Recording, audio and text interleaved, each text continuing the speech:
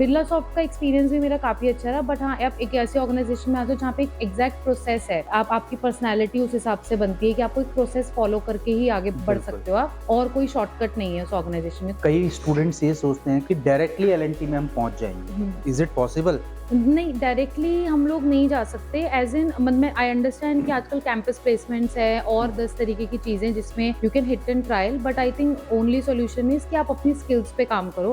आप क्या skills develop कर रहे हो, and when I am saying skills, it's not about कि आपको बोलना आता है और आप एक पर्सनैलिटी है आपकी और उस तरीके से, इट्स ऑल अबाउट कि आप क्या सीख रहे हो और क्या स्किल्स अपने अंदर डेवलप करो टेक्नोलॉजी वाइज। आज अगर कोई स्टूडेंट आपका करियर ग्राफ देखे, right from the beginning executive recruiter से लेकर के आज एसोसिएट मैनेजर, तो उनके लिए सबसे बड़ा लर्निंग क्या होनी चाहिए आपके हिसाब से? सबसे बड़ी लर्निंग टाइम मैनेजमेंट जो सबसे इम्पोर्टेंट की है, और don't lose hope. Hello everyone, welcome back to ESS institute success talk series. तो आज हमारे साथ में एक ऐसी कैंडिडेट रहने वाली है जो कि ईएसएस इंस्टीट्यूट में 2011 से जिन्होंने अपनी जर्नी शुरू करी और उसके बाद में एकेडमिक क्वालिफिकेशन पूरा करने के बाद अपना प्रोफेशनल कोर्स करने के बाद में उन्होंने साथ साथ में बीकॉम के साथ फिर एमबीए किया बाद में, और अपने करियर की शुरुआत करी 2016 से एएनआरआई सॉल्यूशन से, जहां पर वो एक्टिंग टीम लीडर थी, और फिर धीरे धीरे अपने करियर को आगे प्रोग्रेसिव तरीके से बढ़ाते हुए आज वो एलएनटी के अंदर में एसोसिएट मैनेजर के पोस्ट पर वर्किंग है। तो आज हम उनके थ्रू जानेंगे कि किस तरह से एक छोटी पोस्ट से लेकर के, जहां पर वो एक्टिंग टीम लीडर का काम कर रही थी एएनआरआई के अंदर, वहां से लेकर के आज एलएनटी के अंदर में एसोसिएट मैनेजर हैं। 23 लाख के पैकेज पर वो वर्किंग है आज। वहां से लेकर के वहां तक का करियर किस तरह से उन्होंने आगे बढ़ाया, और इससे हमें ये पता लगेगा बहुत सारे उनके टर्निंग पॉइंट आएंगे लाइफ के अंदर में पिछले 10-12 सालों के अंदर में, तो वहां पर उनके किस तरह के डिसीजंस उनको लेने पड़े। और लाइफ में बहुत सारी ऐसी चीजें भी होती हैं जहां पर आप गिव अप करने के बारे में सोचते हो, तो हर किसी की लाइफ में वो फेज आता है, तो उनकी लाइफ में भी आया होगा। तो उनसे जानेंगे कि किस तरह से उन्होंने अपनी लाइफ में वो फेज से ओवरकम किया, है ना। तो आइए चलते हैं, मिलते हैं जूही रावत। तो वेलकम जूही। Thank you. आज 12-13 साल के बाद में दोबारा से हम लोग मिल रहे हैं, वैसे तो मिलते रहते हैं। आज हम लोग इस इंटरव्यू के माध्यम से आप सभी लोगों को बताएंगे कि किस तरह से जूही ने, जैसे कि मैंने अभी आप लोगों को बताया कि किस तरह से उसने अपने करियर की जर्नी शुरू करी 2011 से हमारे साथ में, और उसके बाद में बीकॉम, उसके बाद में एमबीए, और अभी वो क्या कर रही है। तो मैं ज्यादा कुछ नहीं बताऊंगा, जूही से ही सुनते हैं कि क्या सारी चीजें हैं और किस तरह से उन्होंने पूरी सारी चीजें करी हैं, है कि नहीं। तो जी, एक छोटा सा शॉर्ट इंट्रोडक्शन, जिससे कि हमारे स्टूडेंट्स को, ये हमारे जो व्यूवर्स हैं, उनको ये पता लग पाए कि आपका बैकग्राउंड क्या है और अभी क्या कर रहे हो आप। ठीक है। तो अभी तो आपने वैसे ही बताया कि 2011 से हम लोग साथ में हैं। मैंने यहाँ पे जॉइन करा था इंग्लिश स्पीकिंग कोर्स के लिए, बट फर्दर मैंने अपना ट्यूशन और स्टडीज, अकाउंट्स, इको बिजनेस यहीं से कंटिन्यू करा। देन बीकॉम एमबीए के बाद मेरे को फील्ड्स नहीं समझ आई, तो जो मुझे थोड़ा इजी दिखा, बिजनेस डेवलपमेंट या फिर कंप्यूटर एचआर। कोर्स भी किया था आप लोगों हाँ, ने? मैंने कंप्यूटर कोर्स भी करा था यहाँ से। इवन पर्सनैलिटी डेवलपमेंट क्लासेस भी ली थी उस टाइम पे मैंने। उसके बाद हम लोग मेरे को 2 ही रोल समझ आए थे, या तो बिज़नेस डेवलपमेंट समझ आया था या फिर एचआर समझ आया था। बट एचआर जो मैंने समझा था उस टर्म में और आज की टर्मिनोलॉजी में बहुत ज़्यादा फ़र्क है। बट हाँ, अभी करंटली मैं एलएनटी में डेप्यूटेड हूँ एज़ एन एसोसिएट मैनेजर। तो यहाँ पे वी आर मतलब सोर्सिंग में है, हम लोग इंटरव्यूज़ लेते हैं, कैंडिडेट क्लोज़ करते हैं, स्टेक होल्डर मैनेजमेंट है, टीम हैंडलिंग है। तो अभी थोड़ा लीडरशिप रोल्स आ गए अभी फिलहाल। उसके अलावा हम लोग ने बहुत अर्ली स्टार्टअप्स के साथ काम करा, कुछ टेक ड्रिवन ऑर्गेनाइजेशंस के साथ काम करा, कंसल्टेंसी जो आजकल बहुत ट्रेंड में चल रही है, उनके साथ काम करा। बट अभी हाँ, एक वेल नोन ग्रुप में हम लोग काम कर रहे हैं अभी इस वक्त। तो पिछला लगभग मुझे लगता है कि 6, 7, 8 साल का एक्सपीरियंस हो गया लगभग। हाँ, लगभग 10, मतलब 9.5 10 साल का हो गया। 10 साल का, हाँ, जब राइट फ्रॉम द बिगिनिंग जब से स्टार्ट करा था 2016 के 16 से आसपास हाँ। से। ठीक है। तो लास्ट टाइम जब अभी आप बिरला सॉफ्ट में थी, तो बिरला सॉफ्ट से में टीएजी लीडर थे आप, है ना, के रूप में आप जानते थे हम आपको। अभी आप एलएनटी के अंदर में आ गए, तो एलएनटी में आप एसोसिएट मैनेजर हो, तो किस तरह से फील होता है कि क्या मतलब चेंजेस क्या वर्क एनवायरनमेंट में कुछ चेंज है या कुछ वर्क ऐसा? एनवायरनमेंट में बहुत चेंजेस है क्योंकि बिरला सॉफ्ट जो है मेजरली वो आईटी सर्विस कंपनी है और प्रोजेक्ट्स वगैरह भी उनके अच्छे हैं, बट एल&टी एक वेल स्टैब्लिश्ड ऑर्गेनाइजेशन हाँ, है बिल्कुल। जिसमें स्टेबिलिटी बहुत अच्छी है, प्लस कंसिस्टेंट प्रोजेक्ट्स हैं, एक लॉन्ग टर्म ग्रोथ है, 1 लाख प्लस एम्प्लॉयज है वर्ल्ड वाइड। बिल्कुल। तो आई थिंक वो एक बड़े लेवल पे है वो ऑर्गेनाइजेशन।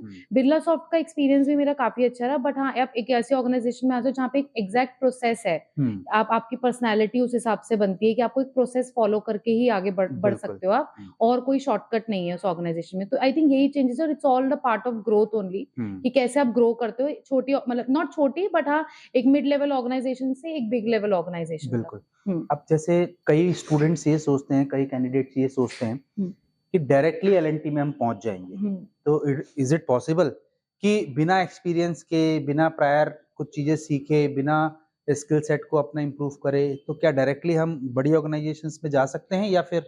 नहीं, डायरेक्टली हम लोग नहीं जा सकते, एज़ इन मतलब मैं आई अंडरस्टैंड कि आजकल कैंपस प्लेसमेंट्स है और 10 तरीके की चीज़ें जिसमें you can hit and trial, but I think only solution is कि आप अपनी स्किल्स पे काम करो। आप क्या स्किल्स डेवलप कर रहे हो, when I am saying skills it's not about कि आपको बोलना आता है और आप एक पर्सनैलिटी है आपकी और उस तरीके से, इट्स ऑल अबाउट कि आप क्या सीख रहे हो क्या सीख और रहे हो, क्या बिल्कुल। स्किल्स अपने अंदर डेवलप करो टेक्नोलॉजी वाइज भी, नॉट बिल्कुल। Always in the terms that you look, but हाँ एक सर्टल वे में आपका वो होना चाहिए। और आई थिंक अगर कोई किसी का विल इतना स्ट्रांग है and he is ready to work very consistent, तो वो ऑब्वियसली ज्वाइन कर सकता है। ज्वाइन कर सकते हैं। हाँ। ठीक है। आज अगर कोई स्टूडेंट आपको का करियर ग्राफ देखे, मतलब right from the beginning executive recruiter से लेकर के आज एसोसिएट मैनेजर, तो उनके लिए सबसे बड़ा लर्निंग क्या होनी चाहिए आपके हिसाब से? सबसे बड़ी लर्निंग टाइम मैनेजमेंट जो सबसे इम्पोर्टेंट की है, और डोंट लूज होप, मतलब आई अंडरस्टैंड कि हम लोगों का जो फील्ड है जिसमें recruitment is one of the key source, वो टारगेट बेस्ड होता है, हमें पर मंथ जॉइनर्स रहते हैं, वो करने ही होते हैं, और उसके साथ साथ टीम हैंडलिंग भी एक सर्टन रोल्स पे मिल जाती है। तो आप अपने आप को कैसे मैनेज कर रहे हो, टाइम कैसे मैनेज कर रहे हो, प्रेशर एनवायरनमेंट को कैसे हैंडल कर रहे हो, आप मल्टीपल ग्लोबल स्टेक होल्डर्स को कैसे डील कर रहे हो, because you can not lie to them, आपको उनको एक ट्रांसपेरेंसी रखनी ही पड़ेगी। तो आई थिंक वही एक तरीका है कि आप इसमें ग्रो कर पाओ। हाँ। ठीक है। बीकॉम के साथ साथ में एमबीए एचआर किया आपने, ठीक है ना? उसके बाद में जब कॉर्पोरेट में एंट्री ली, तो एक्सपीरियंस जो आपका था और versus real expectation versus reality, actually I am talking about. Expectations तो बहुत अच्छी थी कि वो बेड ऑफ रोजेस वाली थी, बट ऐसा होता नहीं है। हमें लगता था बहुत प्रोसेस फॉलो होते हैं, हर चीज एकदम कट टू कट होती है जैसे हमें टीवीज या सीरियल्स में दिखता है, बट ऐसा नहीं है। आपके जैसे वहाँ 1000 क्या 1 लाख बच्चे बैठे हुए हैं, आपको उनमें से अलग निकल के आना है, you have to be out of that box. तो उसके लिए आपको मेहनत करनी पड़ेगी, आपको हर किसी से सीखना पड़ेगा, बीट वो आपका जूनियर है, सीनियर है, और ऑलवेज ओपन होना पड़ेगा टुवर्ड्स लर्निंग मतलब एवरीथिंग, नॉट सिर्फ जो आप लैपटॉप पे काम कर रहे हो वो आपकी हर चीज में दिखेगा। तो उसके लिए आपको वो चेंजेस करने ही बहुत पड़ेंगे। जरूरी है, नई नई चीजें, है ना? हम लोग आज भी सीख रहे हैं, करेक्ट, है ना? तो हम वो लोग आज बहुत भी सीख जरूरी रहे है। हैं, नई नई चीजें जो भी आती हैं हम उसको अडॉप्ट करते हैं। हाँ। Reading is also an important part, है ना? राइट। जहाँ से आप मतलब चीजें अडॉप्ट कर सकते हो। और आजकल तो सोशल मीडिया है, बहुत सारी चीजें वहां पर भी अवेलेबल रहती हैं। आप हमारी एक स्टूडेंट हैं, है ना? तो कॉलेज और अर्ली करियर के टाइम आपका माइंडसेट कैसा था? क्या आपने कभी सोचा था कि मतलब कभी इस तरह का होगा कि इंटरनेशनल एपेक रोल्स हैंडल कर पाओगे आप? नहीं, जब मैंने स्टार्ट करा था अपना करियर, मैंने जैसे बताया कि मेरे को क्लैरिटी नहीं थी, मैंने बिजनेस टर्मिनोलॉजीज पढ़ी थी सिर्फ अपने बिजनेस स्टडीज में, उसी से मुझे पता लगा था। एचआर का रेफरेंस मुझे आपसे ही मिला था कि आईबीएम का एक ऑफर था, अगर आपको स्टोरी याद होगी कि कैसे उसमें बहुत हर्डल हो गया था। बट हाँ, मेरे को ये था कि मेरे को स्टार्ट करना है, बस मैं स्टार्ट करूं, मैं शायद मैं निकल जाऊंगी कहीं ना कहीं, बस एक स्टार्ट मिल जाए मुझे। तो जब मैंने ज्वाइन करा टचवुड, मुझे ऐसी ऑर्गेनाइजेशन मिली जहाँ पे मेरे को सीखने को बहुत मिला, तो वहीं से सीखकर फिर मैं रियलिटी ये हुई कि आपको मेहनत करनी ही है, आपके पास कोई शॉर्टकट नहीं है लाइफ में, जो आजकल स्टूडेंट्स थोड़ा सा चाहते हैं बट नहीं होता है। Hard work is the only key that you grow in the organization, otherwise और कुछ नहीं कर सकते आप बिल्कुल, लाइफ जैसे में। कई बार होता है ना कि अब आप एल&टी में आ गए हो, हाँ। आपका अच्छा खासा पैकेज है, पैकेज के बारे में भी डिस्कस करेंगे हम लोग। अच्छा खासा पैकेज है, हाँ। और आपको तो मतलब मज़े हैं लाइफ में, अब सेटल हो गए, है ना? अब काम नहीं करना पड़ेगा। तो वही। ये सब कुछ इसमें कुछ रियलिटी है या ये एक्चुअल में होता है? नहीं, इसमें कोई रियलिटी नहीं है। आप जितने भी लेवल्स अपने बढ़ रहे हो, I think additional responsibilities add होती है। आपके जो वर्किंग आवर्स होते हैं वो 9 आवर्स नहीं, वो 12 हो जाते हैं, 15 हो जाते हैं, और आप अकाउंटेबिलिटी भी बढ़ रही है अकाउंटेबिलिटी आपकी। भी बढ़ रही है। बिल्कुल। प्लस आप टीम भी इस हिसाब से हैंडल करो कि आप भी सीनियर लीडरशिप को अकाउंटेबल हो। तो आई थिंक आपको करना ही पड़ेगा वो मतलब रहता ही है। आप हर रोल्स में जाओगे, रहते हो, और मैं अपने आप को देखती भी उस रोल पे। आई एम मतलब ready to take more responsibility. मैं अपने आप को, अगर ऑर्गेनाइजेशन में ही मुझे बढ़ना है, तो मैं देखती हूँ डायरेक्टर रोल पे अपने आप को जाने के लिए, तो वही बिल्कुल, एक की है जाना। बहुत बढ़िया और उम्मीद है कि जाओगी भी। ठीक है। जब स्टार्ट किया, जब आपने मतलब एपेक रीजन के मल्टीपल कंट्रीज को हैंडल किया, हुँ। है ना?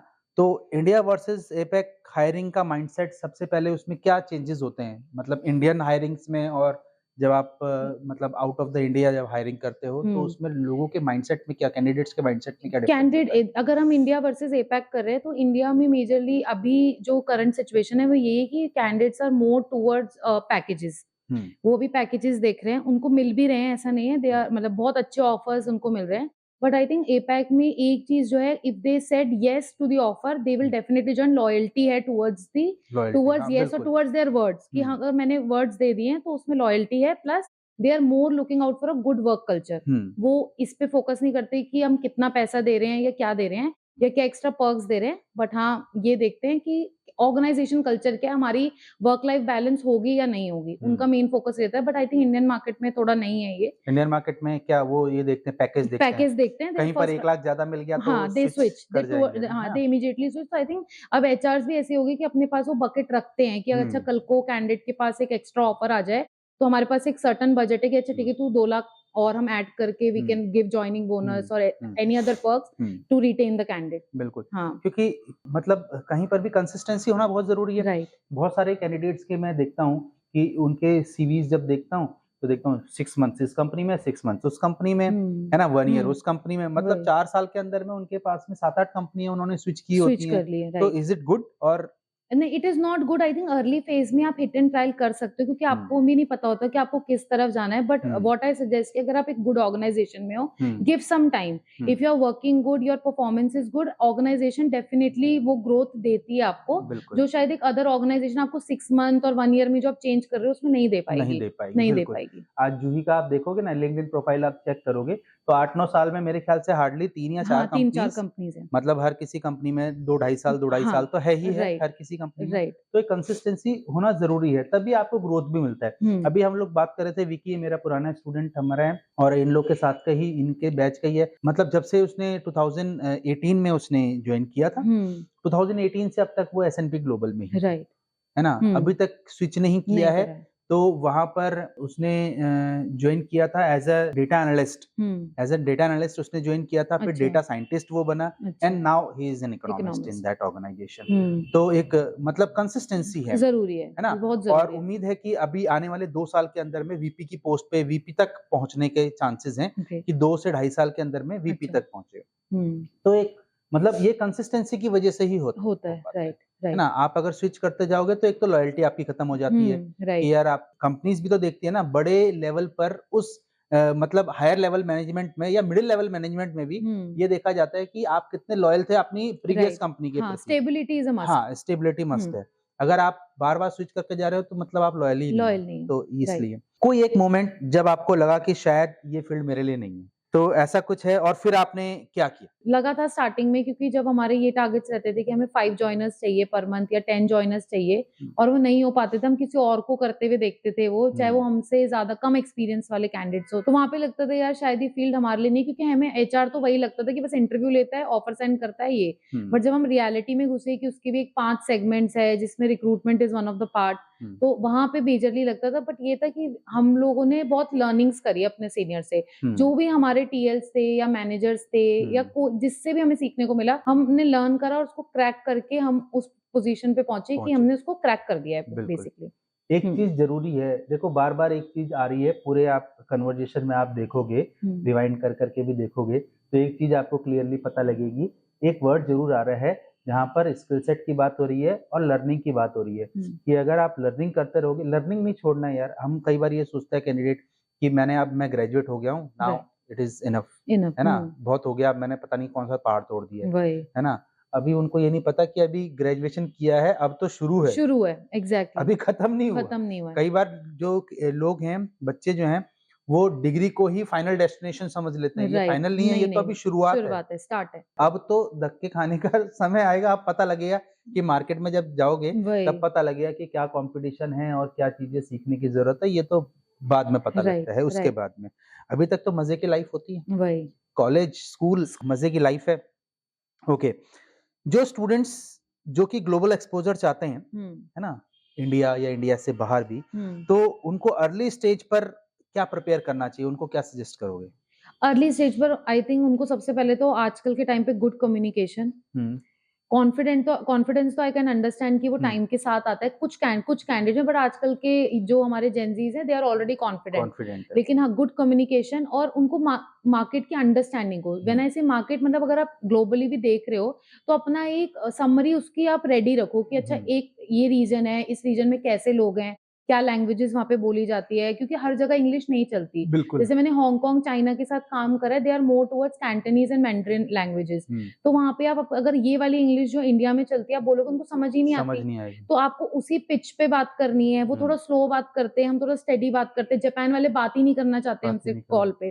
तो वो आपको समझना पड़ेगा, एक बैकग्राउंड बना के तभी आप उस हायरिंग में जा सकते हो। तो अपना बैकग्राउंड आप परफेक्ट रखो, परफेक्ट समरी रखना चाहिए। परफेक्ट रखो। ठीक है, उसके लिए भी लर्निंग अगेन हाँ, वही जरूरी है। राइट। एएनआरआई सॉल्यूशंस के अंदर में मेन में आप एक्टिंग टीम लीडर थी, हाँ जी। ठीक है ना, और वहां से बिरला सॉफ्ट में टीएजी लीडर।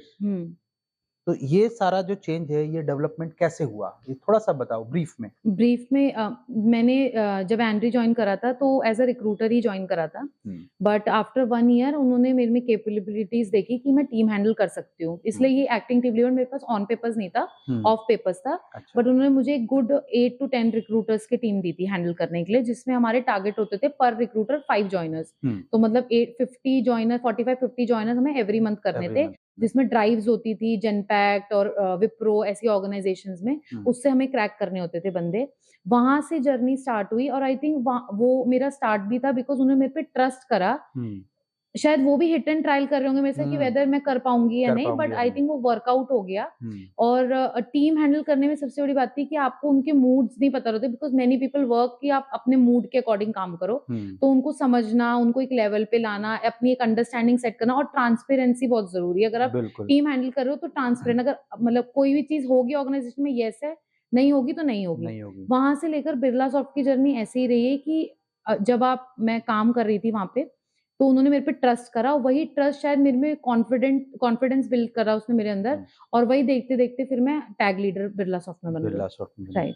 और अब आप हो एलएनटी के अंदर। अब मैं, हाँ, एलएनटी में। तो अब कैसा फील होता है कि एसोसिएट मैनेजर, तो क्या क्या की रिस्पॉन्सिबिलिटीज होंगी यहाँ पर? की रिस्पॉन्सिबिलिटी देखो, सोर्सिंग तो रिक्रूटर वो एंड तक ही, चाहे वो 60 इयर्स का हो जाए, वो सोर्सिंग में वो रहेगा। जो प्योर रिक्रूटर होगा वो सोर्सिंग करेगा ही करेगा। सोर्सिंग मतलब कैंडिडेट्स को कॉल करेगा ही करेगा हर चीज में। बट हाँ, यहाँ पे ग्लोबल स्टेक होल्डर से आपके रिस्पॉन्सिबिलिटीज रहती है, उनको हैंडल करना, उनको एक डेडलाइन सेट करना कि कब तक आप हायरिंग कर सकते हो, उनको एक ट्रांसपेरेंट कॉन्वर्जेशन रखना कि वेदर ये हायरिंग हो सकती है, ये नहीं हो सकती, कुछ ऐसे टारगेट्स नहीं कि जो अनरियलिस्टिक हैं, ये क्लैरिटी देना। Plus team handling, team targets रहते हैं आपके, वो देखना, उनके अप्रेजल साइकिल्स और उनकी ऑनबोर्डिंग प्रोसेसेस, ये सारी चीजें रहेंगे। ठीक है।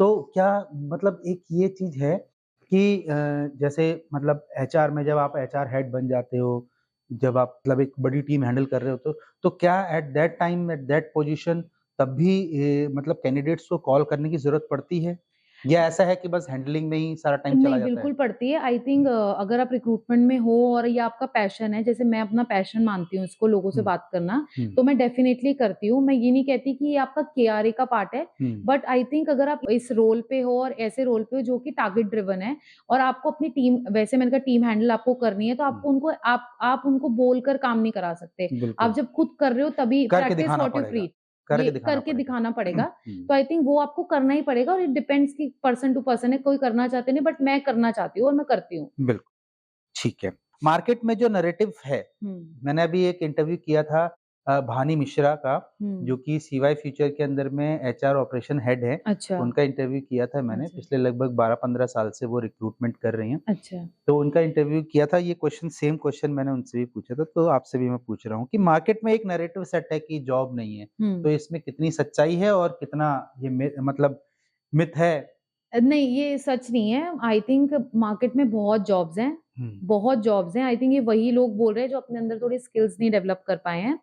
मार्केट में बहुत अवेलेबिलिटी है, आप निकलो मार्केट में। आई थिंक अभी क्या हो रहा है कि जो जनरेशन है हमारी, वो हर चीज़ परफेक्ट चाह रही है, एक perfect package, perfect organization, 5 days working, Saturday Sunday काम नहीं करना। आई थिंक वो हर चीज़ में एक टिक मार्क ढूँढ रही है, बट मेरे को लगता है कि कहीं न कहीं से आपको स्टार्ट करना चाहिए करना पड़ेगा। और मार्केट में अवेलेबिलिटीज़ है। अगर आप आज भी मेरे पास 10 फ्रेशर ले आओ, they are looking out for opportunity, I am here to help them out और विद गुड ऑर्गेनाइजेशंस। ऐसा नहीं है कि मैं किसी में भी, बट हाँ, मार्केट में अपॉर्च्युनिटीज़ है। इट्स जस्ट दैट कि आप कहाँ ढूँढ रहे हो। कहाँ ढूँढ रहे हाँ, हो? और वो एक बिल्कुल। राइट क्लिक होना बहुत ज़रूरी है। तो that is why I am saying कि स्किल्स डेवलप करना बहुत ज़रूरी है। सिर्फ नौकरी पे एक्टिव होके और लिंक्डइन पे एक्टिव होके आपको जॉब जॉब अपॉर्च्युनिटीज़ नहीं नहीं मिलेंगी। मिलेगी। बिल्कुल, बिल्कुल। हुँ, क्योंकि अल्टीमेटली तो ऑर्गेनाइजेशन में जाकर के आपको काम ही करके दिखाना है ना। एग्ज़ैक्टली काम ही करके दिखाना है। दिखाना है। मतलब कि इट डज़न्ट मैटर कि मिठाई का डब्बा कैसा है, उसके अंदर क्या है। क्या है? एग्ज़ैक्टली इट ये मैटर्स ना। मेन है, राइट। हाँ, तो ये है। ओके, एक छोटा-सा रैपिड फायर राउंड, ठीक है ना? जिसमें 3-4 क्वेश्चन मैं आपसे पूछूँगा। ठीक है। फटाफट जवाब देना है। एक लाइन या एक 1 सेंटेंस, सेंटेंस वन ठीक है, वन वर्ड के अंदर में या एक लाइन में, ठीक है। ठीक है ना? एक ऐसी स्किल जो कि 2026 में हर एक कैंडिडेट को सीखनी चाहिए।